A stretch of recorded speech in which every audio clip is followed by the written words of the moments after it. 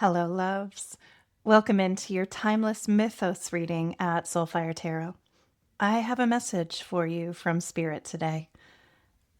That message is to love bravely, speak beautifully, and stay attuned to the depths of your inner ocean. We're going to get more into this in just a moment. Let's go ahead and get started, though. If you are new here, hi, I'm Christina. Welcome. Welcome. Be cozy. Stay a moment. I'm a doctor of Chinese medicine and an intuitive channel. I specialize in post-traumatic growth, and I'm here sharing archetypal myths and legends from around the world to bring a dose of clarity and divine guidance to your healing journey. This is a general reading, just so you're aware, channeled for my subscribers. But if you have found it and clicked on it, there is a message here for you. So listen on in until you find that. Because this is a group message, though, please be aware, not every part of the message is going to be for every single person, and that is okay. Take the energy that is for you, leave the parts that aren't for someone else. And if you haven't yet, click that subscribe button. It's going to enable Spirit to tune in and include your frequency specifically in future channelings. Now, when something here does resonate for you, please go ahead and like the reading to claim that energy. You got to claim it if you want to bring it in. It also lets me know it landed for you, which helps me out, helps my channel out. I appreciate it.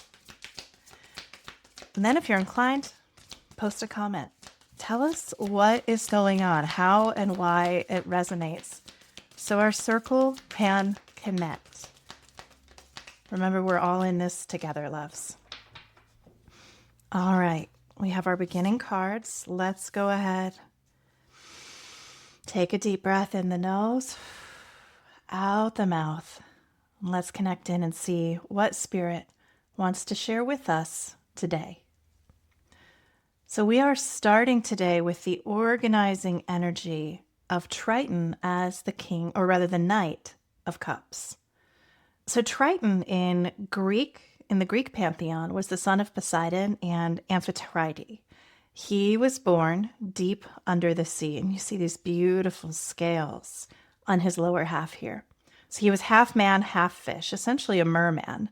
And he served as the herald or the messenger of the ocean. He carried out Poseidon's commands.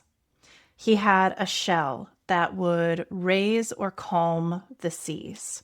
So he was able to either soothe storms or rouse the waves to fury based on what was happening, really, right? So we're mediating here between gods and mortals, between the depths of the ocean and the sky, the air, and the land above, bringing these messages from the deep to the surface world. So he's not a typical hero of conquest, which you would think of with a knight card, and I really love that. This myth is centering more on emotional mastery. How can I hold both serenity and power? How can I embody the ocean's dual nature, this vast calm, these unfathomable depths, and also the violent storms, tides, waves that can rock the ocean? So the symbolism of his story is, movement through emotion. It's sacred communication, right? Connection with the divine in the depths. We're looking again at depth work, looking at art, music, and particularly heart-led expression. As we look at then as the Knight of Cups specifically, Knight of Cups is usually like, emotional openness, intuition, creativity, incoming love, expressions of love or art. So we're seeing here a knight who rides the waves of emotion with grace as a bridge between our feelings and our expression. Remember, Triton was the messenger. His conch call, the conch shell, this is like the sound of the soul in motion.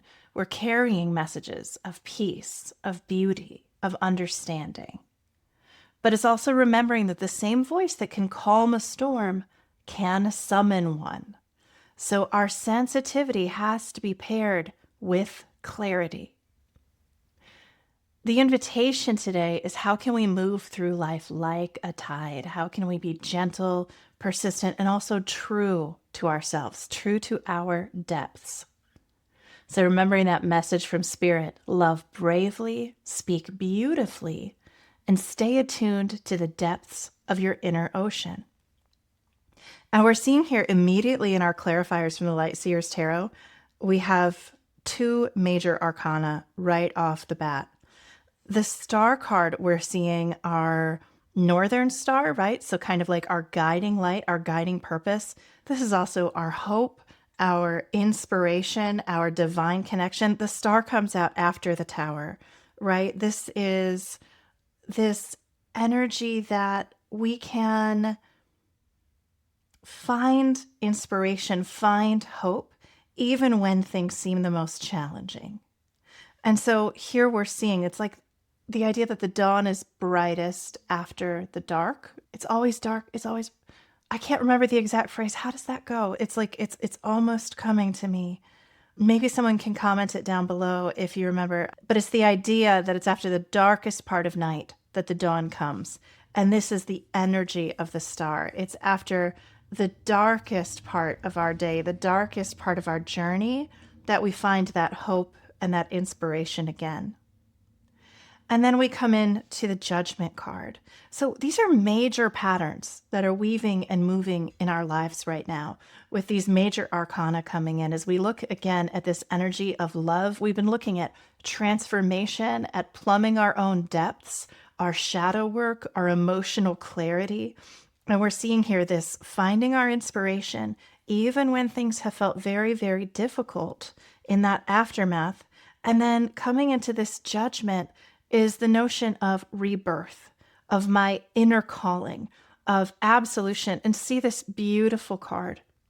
You see her looking upward in this sort of prayer, this evocative prayer, and her soul dancing upward. This allows us to find ourselves in absolution from our past, in this coming together of my forgiveness, my inspiration, my ability to be reborn, regardless of the storms that I have weathered, or even the storms that I may have caused. You know, it's so important as we're looking toward post-traumatic growth, as we're looking toward our own soul's journey, that we don't just look outside ourselves and say, how did everyone else cause this? How did this person do me wrong and that person do me wrong in these situations? If we do that, we're never actually accepting our own power, because each one of us is a powerful co-creator in our own life. We are powerfully co-creating every single situation that we're involved in. And I know that that can be a tough and even bitter pill to swallow when we're in the worst of it. And I'm happy to talk through that with anyone who needs support with that. But we see here this idea that it's not just others who are influencing the ocean, who are influencing the storms and the waves. It is us as well. So as we come to this star and judgment, whatever it is you've been having a hard time forgiving yourself for, a hard time reconciling in your own life, things didn't turn out the way you thought they would when you embarked on that journey, right? Something fell apart. A tower fell. It's been hard. We don't come really so much to growth journeys because things are easy, right? We grow because things are difficult. And so we're seeing here this inspiration and this judgment, this rebirth for yourself into the Two of Cups. Oh, this is so beautiful. This is partnership. This is unified love. This is mutual attraction. This is building in beauty and joy and love together. So we're seeing this is, again, all about this loving bravely, speaking beauty into the world. This is a choice we make. You know, the people that we think are a little Pollyanna-ish are a little, oh, they're always seeing the bright side. And when you're in it, that can feel really irksome, right? But this is a choice they are making. It's not that some people just naturally don't notice that things can be irritating or not to their preference. They are making a choice to love life, to courageously love life however it arises, and to speak beauty into their own life and into others. This is a conscious choice that we make because our words carry tremendous power. and staying attuned to the depths of your inner ocean, staying attuned to your own power and to the emotions that come up for you, to the feelings, the waves and tide of your spirit. This isn't random. I'd like a little more clarification, please, with this Triton energy. And we're seeing these tides, we're seeing this newness coming in. I'd actually like a little bit of clarification on this Two of Cups energy. This idea of incoming love, of union, of potential partnership or attraction. I'm wondering, is this internal? Is it external? What's the message here, Spirit, as we are in this Triton Knight of Cups, mastery of our emotional domain, riding the currents of emotion with grace kind of energy? And this might not be the deck that's wanted for this. We're going to give it another shuffle or two and see. I had a really hard time picking the decks for this reading when I was sitting in with the energy of Triton. And I don't think I picked the right one because I have just this big blank. Okay, so let's see. Okay, I'm actually, okay, all right. So a little whimsy maybe coming in here. This is the Cat Tarot deck, and this is, I would call it probably just about my most whimsical deck right now. So, yep, here we go. Tell you what, y'all, one of these days you may watch one of these cards fly right into that candle because they come so close sometimes. But let's see if we can get any more clarifying cards on this Two of Cups energy, on this opportunity incoming, mastering, riding the emotional tides, staying connected with grace, with our depth, and this midway point between air and water, between heaven and earth, and between where I am and where I want to be. It is so interesting. Okay. Oh, la la. All right. So there's a tower. So there's a big opportunity here for something to shift, to leave a pattern. So we look at the tower and the star connected together. And we see here these cats abandoning this cat tree, the High Priestess. Okay. Do we have one more? Oh, immediately. All right, I'm going to go through this shuffle just in case, but I think we have our clarifiers. So with the tower, something needs to fall apart, right? There's something, a thought form, a way of being, or possibly denying, because this big message, right, of loving bravely, speaking beautifully, while staying attuned to the depths of our inner ocean, we see here, okay. Yes, okay. So we're seeing here this like releasing of these old habits or old emotional patterns, or even the story of the tower, right? Because again, saying the star comes right after the tower. It's after everything falls apart. And I think it's interesting. The tower jumped out on the star, like allowing what fell to fall, allowing what fell to really fall, not expecting, not trying to hold on to it anymore, not trying to rebuild that exact tower. It was on a faulty foundation. When you look at your emotional life, when you look at the way you speak your emotions into the world. Now we have here the High Priestess card. The High Priestess, as we're thinking about this Two of Cups clarification, High Priestess is about my awareness, my non-doingness, like holding the mystery and the potential of the world without trying to entirely direct it or contain it. We, in this yin sense, it's very different. Like the Hierophant is about, or even the Magician is like, how can I direct it? How can I make this happen? The High Priestess is what can I allow? How can I connect with the mystery, with the depth, my own depth, my own inner ocean, while allowing what is to unfold without trying to force it, without trying to push it in any way.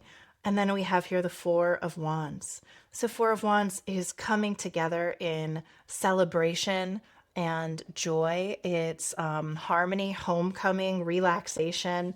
You see here, she's got some, oh, that's some catnip, I would say, because it looks like cat mint, which I grow in my garden. And so we see here this just joy and harmony and coming together. So as we look at this, we were clarifying this Two of Cups energy, and we're seeing this notion that as we're pursuing this balance, this inner balance, releasing what doesn't serve, being connected to the divine, being connected to the mystery of life, open to things coming into you that you aren't planning or making on your own, which is then going to bring this beautiful togetherness, this beautiful harmony and celebration and joy further into your world. And our final message from the universe, connecting in with the Moonology Oracle, is believe in your good luck. First quarter moon in Sagittarius. Believe in your good luck. So we're loving bravely, speaking beautifully, staying attuned to the depths of our inner ocean, and knowing that the universe is actually conspiring to shower us with blessings. That's this idea of believing in your good luck. Believe that even the things that haven't gone the way you wanted, even the towers that have fallen, that was actually in your service. That was to help you. You don't see, like, we imagine how things would have been if they hadn't fallen apart, but we don't actually see what spirit was protecting us from. You can believe and you can trust in the universe, in your good luck, that things are unfolding in the way to be the best and highest good for your spirit's growth in this lifetime. So love bravely, my friends, speak beautifully, and stay connected to your inner depths. I so hope this has been helpful for you. Please go ahead and drop a like, a comment, a share if it did resonate. I just appreciate it so much. It helps me out. And be very, very gentle with yourselves. I'll see you in the next video. Bye-bye.